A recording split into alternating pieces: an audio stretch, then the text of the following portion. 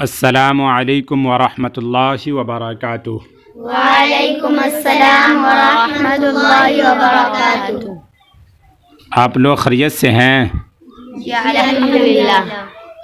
سدرا انجم، آپ بتائیے کہ لفظ امام قرآن میں کتنی مقامات پر آیا ہے؟ لفظ امام قرآن میں 12 مقامات پر آیا ہے۔ ٹھیک ہے، ماشاء اللہ۔ رونق، آپ بتائیے کہ غزوہ احد کا واقعہ قرآن کی کس صورت میں بیان ہوا ہے؟ غزوہ احد کا واقعہ قرآن کی سورہ آل عمران میں بیان ہوا ہے۔ ٹھیک ہے، ماشاء اللہ، آپ کا جواب درست ہے۔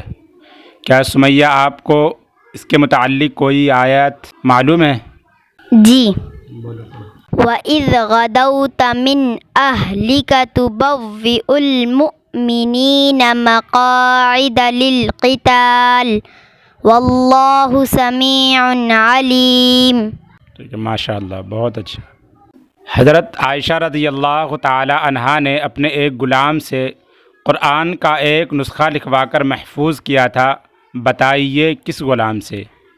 حضرت ابو یونس رضی اللہ تعالی عنہ سے لکھوا کر محفوظ کیا تھا۔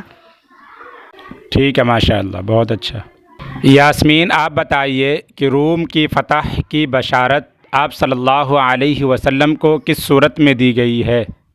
سورہ روم میں حضرت صلی اللہ علیہ وسلم کو روم کی فتح کی بشارت دی گئی ہے۔ جی، ماشاء اللہ، ٹھیک جواب ہے آپ کا۔ نیہا، آپ بتائیے کہ کس جگہ کئی نبی، رسول اور صحابہ دفن ہیں؟